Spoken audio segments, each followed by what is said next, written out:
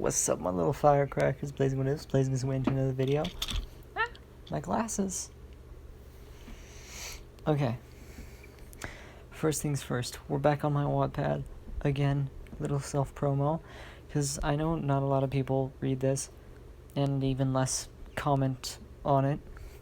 But this is a One Piece male reader insert. And as you know, for all my inserts, if I insert Deku into a different anime or put you into it, I'm making you the main focus of the series, and therefore, and it's easier to do that if you're the main character, you know, if I just replace the main character. So, you know, you're a monkey, you know, you're part of the monkey family, you know, monkey, D, whatever your name is you see what I'm saying? It's a reader insert, so there's no name attached to the character. Well, no one name, whatever your name is who the character is. Anyway, so yeah. So I have this voting system, and I know not a lot of people actually read these, as evident by the number of views.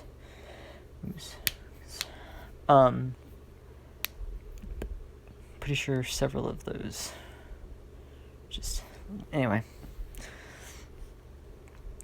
Basically, what's gonna happen is I just need you to vote on a devil fruit. These are some of them. Obviously, some exist within movies and you know, subplots that don't matter, that are non-canon plots. Only one person voted for this. There's 5 comments, but only one person voted. And then, because not a lot of people actually do it, I've decided to cast my own vote just to make it more fair, show favoritism to this one. You can see how OP it is. If you don't think it's OP, something's wrong with you. Anyway, so you know, most of these are Logia. And then we have the one Zoan, which is an ancient Zoan. And then we have one Paramecia. Anyway, yeah. If y'all could just do that, come on here and vote for that. That'd be great. Anyway, with this, okay. I've decided to do 2 What If Deku was Shazams. And the real big difference between the 2 What If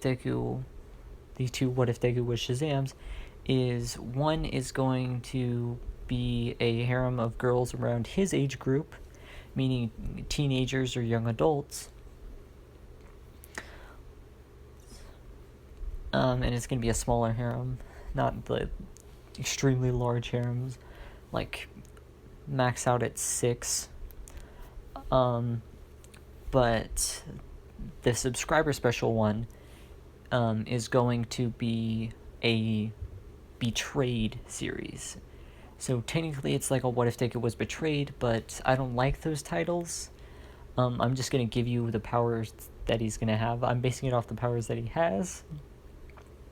So he will be, in the subscriber special, it's What If Deku was Shazam betrayed route, which means that he's betrayed and, you know, gets Shazam's powers, and then, you know, gets his own harem, but that harem will be a pro-hero harem.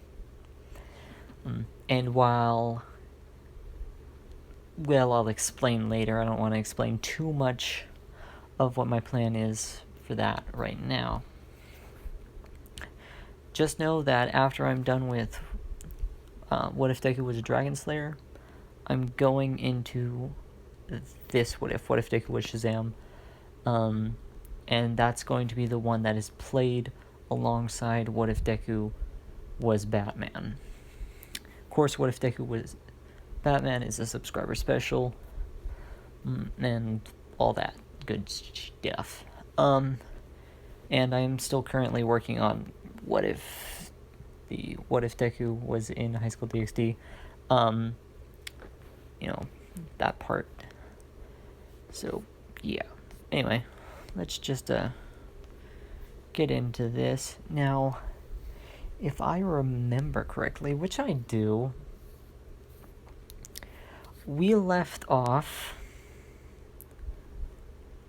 right before the whole training arc thing with the Wild Wild Pussycats, and they had just met with Actor Logia, and his teacher, Vladika, had just died in his arms after giving him some sort of egg, which he then passed on to Kirishima,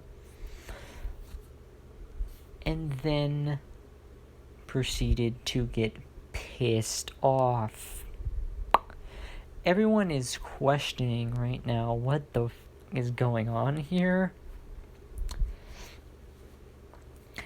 as the 10 dragon wings come out of Izuku's back.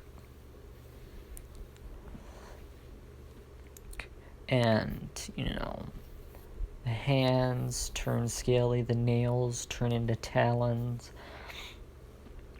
And he seems to become more muscular. His skin turns more pink, kind of like Luffy in Second Gear, but he's not giving off the steam that Luffy does. And Luffy's getting,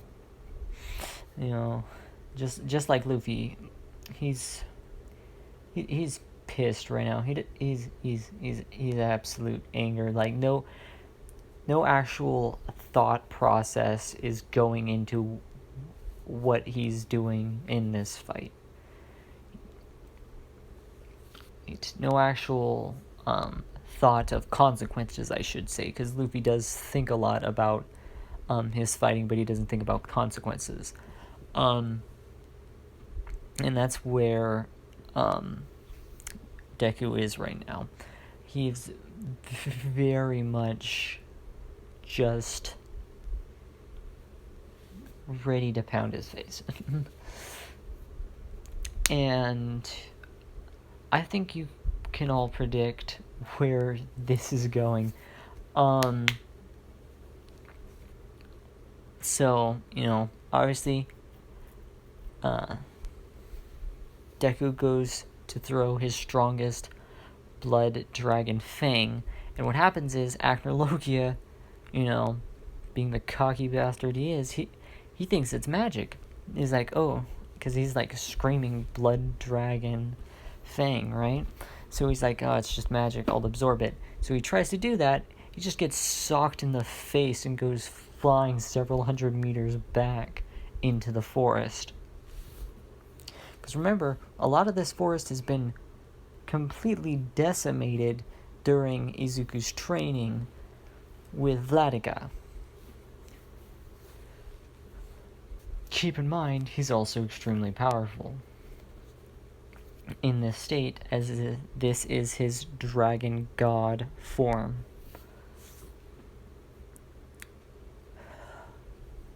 The fight of gods has just begun. Anyway, so what ends up happening is Actor Logia gets out, very much surprised by what just happened. I mean, like, come on. Like, he tried to absorb it, it didn't work, it's like it's not magic at all, like, what the, like, who wouldn't be surprised, right? And so he's coming in back for it, this time turning into a dragon, destroying what's left of that forest, just as he comes at Izuku. But keep in mind, Acnologia is strong, but he hasn't achieved the Dragon God form. Why? Because he wasn't taught Dragon Slayer magic.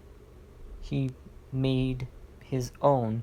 He didn't receive the power from a dragon like all other Dragon Slayers do. It isn't shared with him by a dragon. Therefore, even though he does retain the ability to turn into a dragon, he does not have the ability to turn into a dragon god.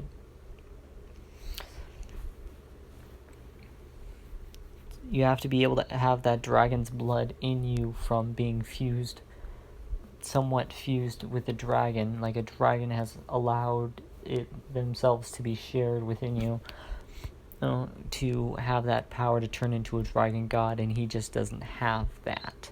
So he has to work with just the dragon form, which, to his, credit, is closer to the level of strength that Izuku will display in this form than any of the other dragons in existence, including the 4 strongest dragons in existence combined, but that's a story for another time.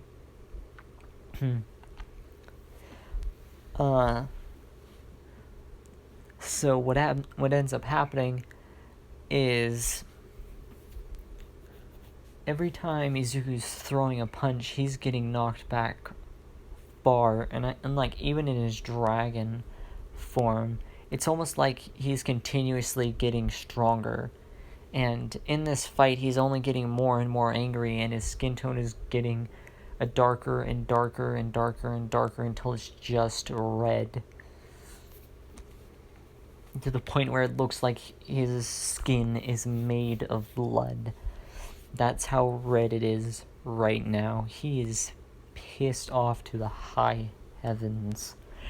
And every time his skin color changes to get darker, his hits seem to hit even harder, and Acnologia seems to get hit even further away.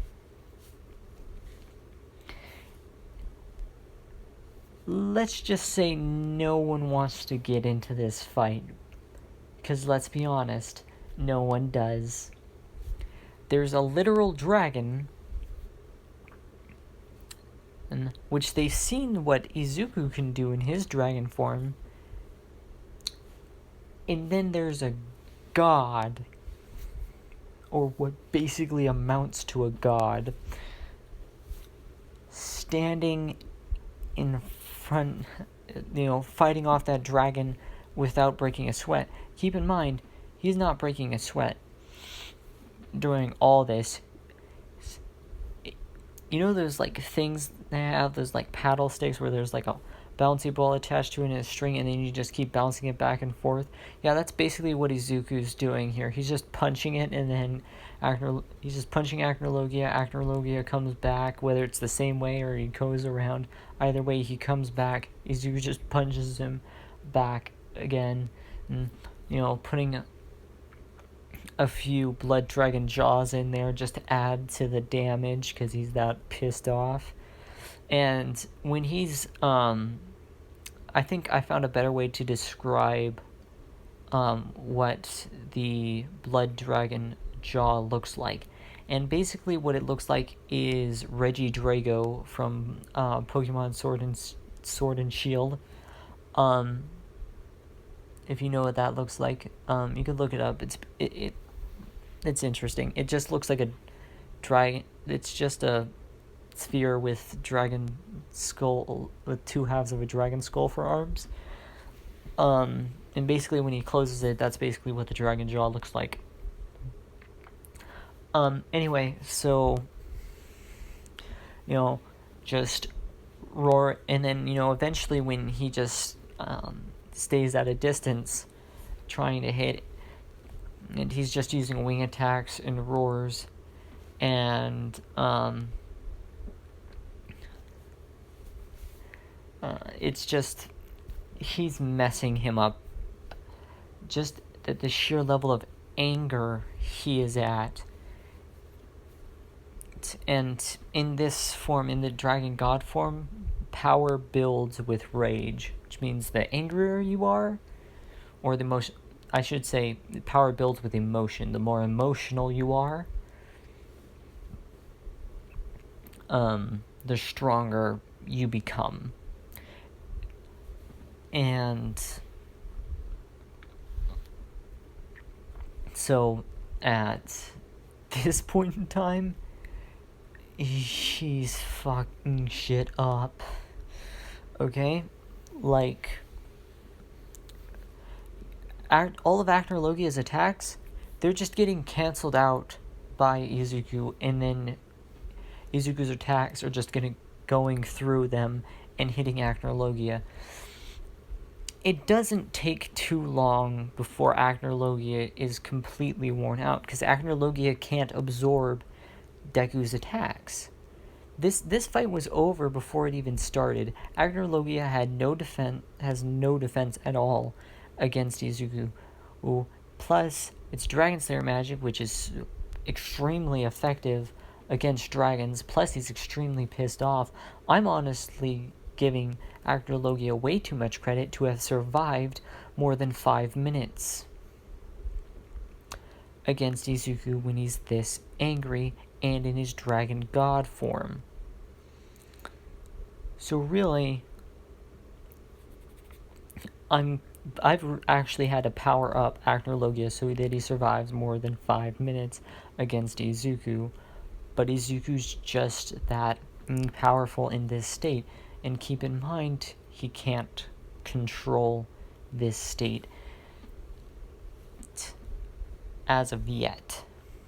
This is a state that is born of sheer rage.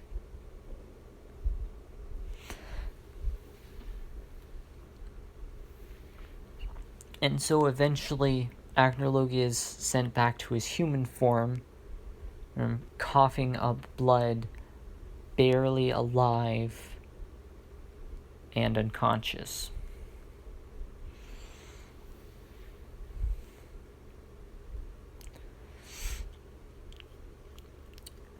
Izuku lands and is walking towards Actor Logia, slowly, presumably going to kill him, before he feels a hand on his shoulder. And, as he feels that hand on his shoulder, he looks back to see Kirishima there with an extremely worried look in her eyes. As Izuku's skin goes back from its red color back to its natural white skin tone.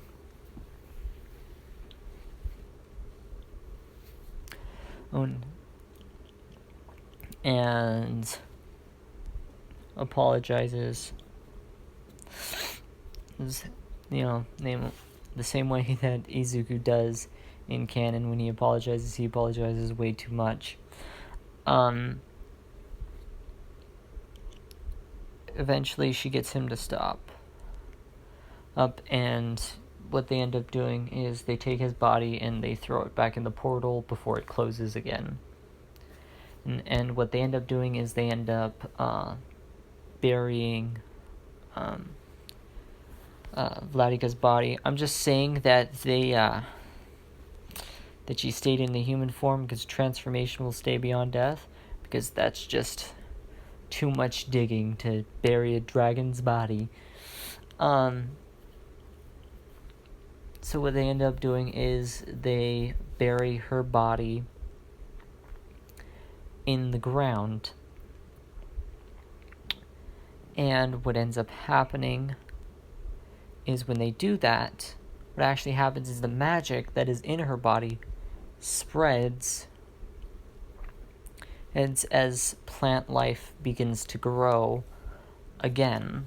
And not just any plant life. This is extremely strange, because this plant life is actually very different. it is actually red in color most of the time. Like, it's constantly different shades of red, and keep in mind it's spring. And none of the leaves are falling. All the trees and plants here are healthy.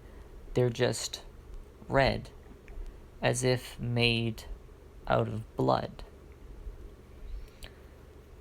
And what Izuku does is, he doesn't know what this egg is, but he knows it's the last thing that his master, the person who raised him from the majority of his life, gave to him before she died. So he said he was going to take care of it no matter, once it hatched, he would take care of it until the day he died. And yeah, so now there is slight magic in this world, but only in this small forest. So if anyone else in this world were to learn magic, they'd have to come back to this place in order to restore said magic. And the magic is extremely limited. Whereas Izuku himself is not limited. Other people who do learn magic in this world would have to return here to a limited source of magic. Granted, it's still extremely large source of magic, because Dragon Queen, but it is very limited.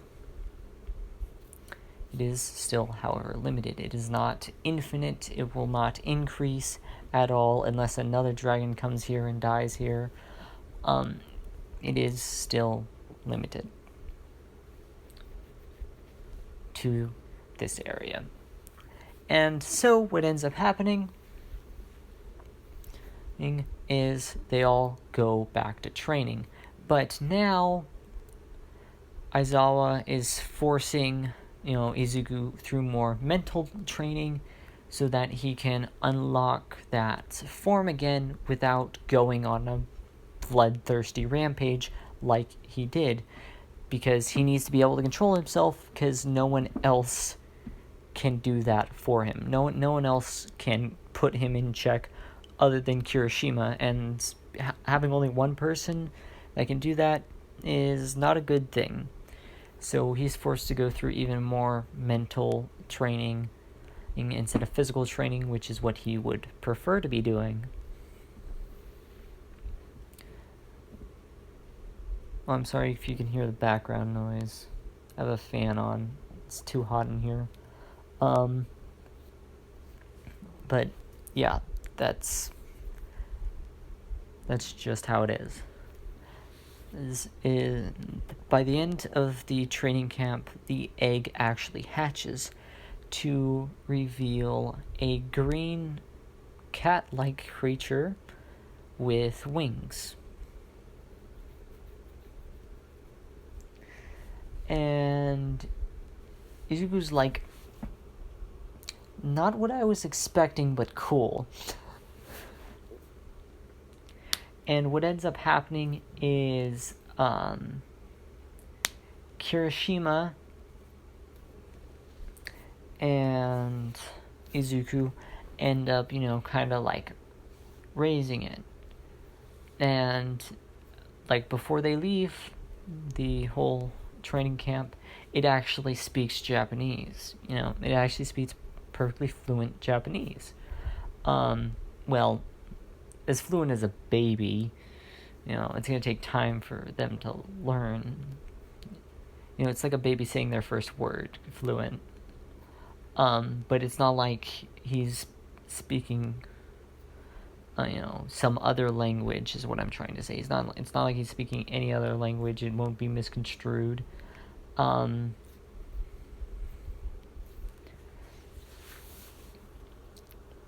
He is speaking Japanese. It's definitely Japanese that he is trying to speak. I just thought of something. It's weird. Like, it's weird for someone of a different language to think about another baby first when their first words are in a different language. It would probably sound really weird to us who speak a different language. But anyway, so yeah, and I think the next real thing we have to cover is the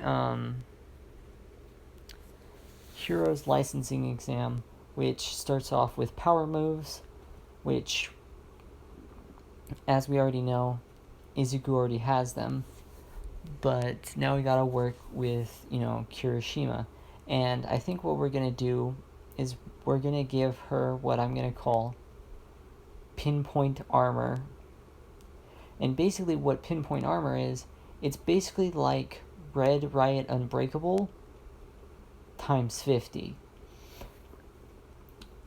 And that's because it's focused securely on a place where the attack is hitting. It's focusing on that place and that place alone, and that place takes the entirety of the force. And it's like Red Riot Unbreakable because it's forcing that one spot into that unbreakable state. And since she doesn't have to cover her entire body, it's that much stronger. So that's one of her super moves. She still has Red Riot Unbreakable for when she needs to, like, how do I put it?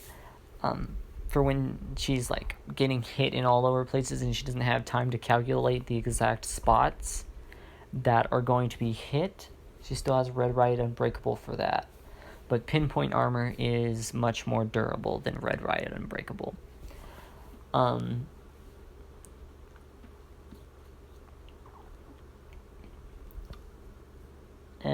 well,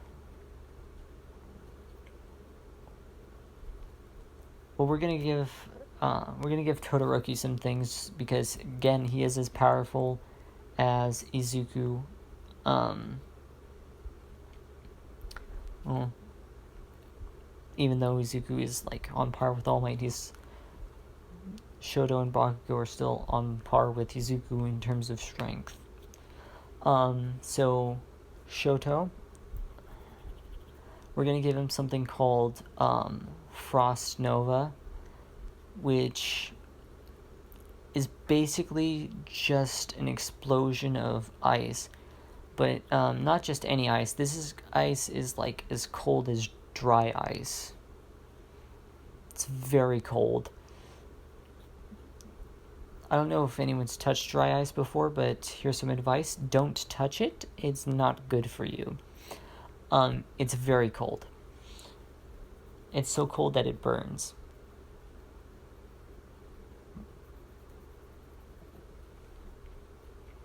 At least from what I've been told. Anyway, basically the Frost Nova. Because we're looking at this from a My Hero standpoint, people would be able to, or higher grade villains, which super moves are used against, are, a lot more durable and would be able to survive that. Because anime logic. And I don't know what we can give Bakugo in terms of new abilities. So what I'm going to say is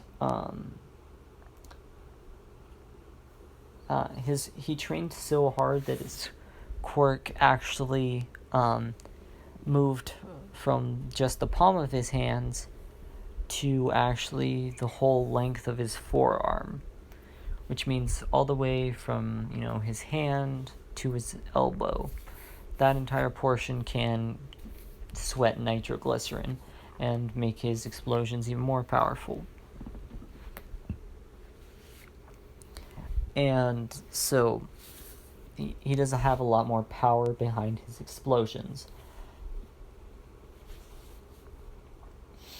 And so what's going to happen next is hero licensing exam. We're going to probably skim over this quite a bit. But it's pretty simple in this. Izuku can't transform into a dragon because the whole, like, attached thing. So what he does do is he transforms into his hybrid state and just, flies around. And before they even got there, Izuku knew what was going to happen, right? He knew they were going to be ambushed, so he made sure to warn everybody that they were probably going to be their main targets, because everyone knew what their abilities were. However, when they got there, they didn't start attacking the rest of the class until Izuku left. Because, let's be honest, who wouldn't be afraid of Izuku at the display of power he showed? Right? Like, come the on. The only reason people wouldn't be afraid is if they didn't have to fight him. These people have to fight him. So they're like, yeah, let's not do that. And so they just go after the rest of the class. And so the rest of the class is more or less canon for the first part. Izuku, still does his thing. And when the whole, like, commie, or fake commie situation, I should say, happens, and she disappears on him, he stops using his eyes and just senses the blood. And he feels something strange because there are two types of blood, seemingly within one body. So he halts it completely, which causes her to release her breath and reveal herself back to his actual senses. So he turns around to see her there, and he asks, mind telling me why it is that you seem to have two types of blood in you? Keep in mind, my quirk is Blood Dragon. Sensing blood is kind of my thing. You may be able to fool my senses, but your blood will still be there. Meaning I can find you. She was shocked, honestly, because a quirk that could beat her techniques, that made her techniques null and void, was something to be feared in her line of work when she just wanted to, well, get things over with quickly. She doesn't speak to him, and he just says, well, if you're gonna be like that, and just tags her out and continues on his way, getting more people out.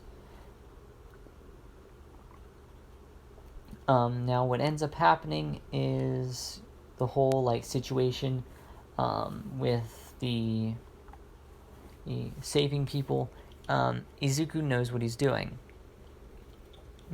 and is very kind. Like, when he first gets to someone, he doesn't waste any time.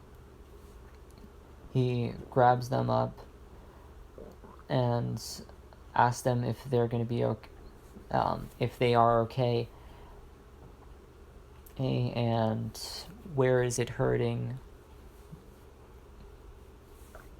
And they say, they give different responses like, oh, my arm, I think it's broken, or oh, my ankle, I think it's sprained, or things like that. So what Izuku does is he says, look, I can heal you, but I need to use a bit of your blood to do so. Are you okay with that, or do you want me to take you to the safe zone for the medics there to help you naturally? And, some of them respond back, well, what do you mean? He says, I can use my quirk to heal you, or I could take you to the medics so that they could do it the normal way.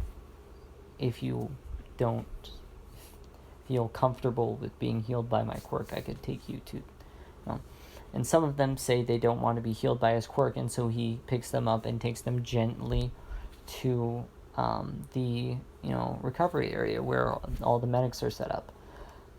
And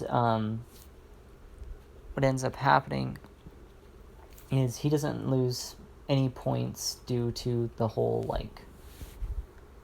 not saying the right thing that he does in canon, because again, Izuku is trained a lot with a very strict teacher. Now, I don't have a name for our little new cat companion, so if you can all leave a name in the chat, that'd be nice of you. And back to the story, because I just forgot about the name. But yeah, so it really doesn't change that much. He just hasn't lost any points as of yet. And those who did agree to be healing by his quirk, he did heal them and then still take them to the rescue center where they would be safe before going out to save more people. Well, until Gang Orca and his people show up. Now, what Izuku does, instead of doing Blood Spike Storm, which is very dangerous since this is only in practice, what he does is he changes it to Chain, Blood Chain Storm. And what it does is it chains down all of the all of Gang Orca's men. It doesn't hold down Gang Orca. Gang Orca is actually able to stop it from tying him up with his supersonic sounds emitted from his blowhole. I think it's echolocation, I believe, or something like echolocation. And the whole thing with Todoroki and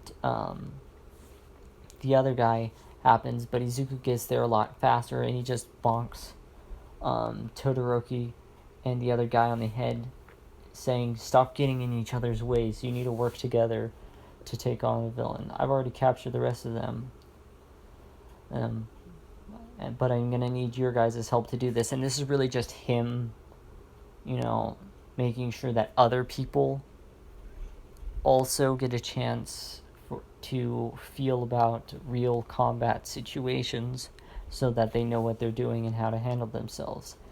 So what he says is, Todoroki, you should be using your ice while he's using his wind. If he's not using his wind, then you can use your fire.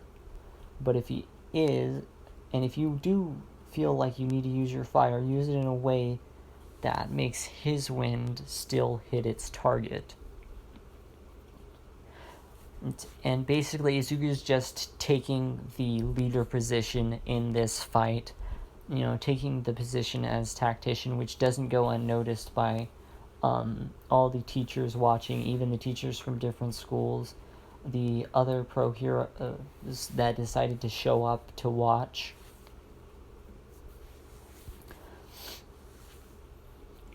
Izuku is very much a leader type persona in this. He's very intelligent. He's learned many different types of battle strategies, as his teacher asked him to do. And he goes through the entire thing without losing a single point. Todoroki did lose some, the other guy did lose some, but after Izuku strained them out, they didn't lose any points and got through the battle with Gang Orca rather well.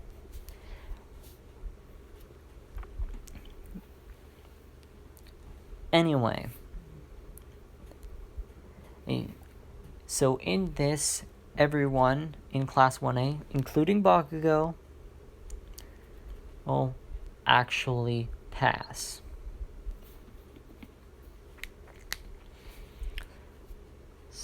And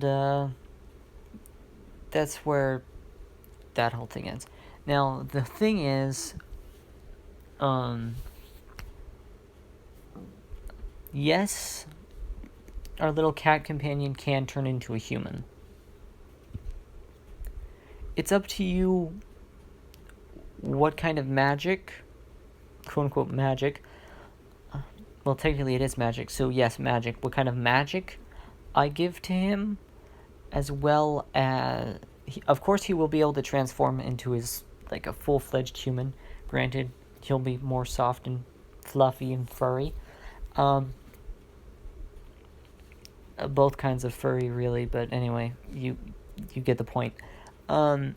So, up to you on the magic, and up to you on I'm still recording, right? Okay, thank God. And up to you on his name. That's all on you. Also, all what's on you is if he works as a hero or not. Up to you. I don't know. I feel like doing it, but I'm like, if I give him magic, then I probably should do that.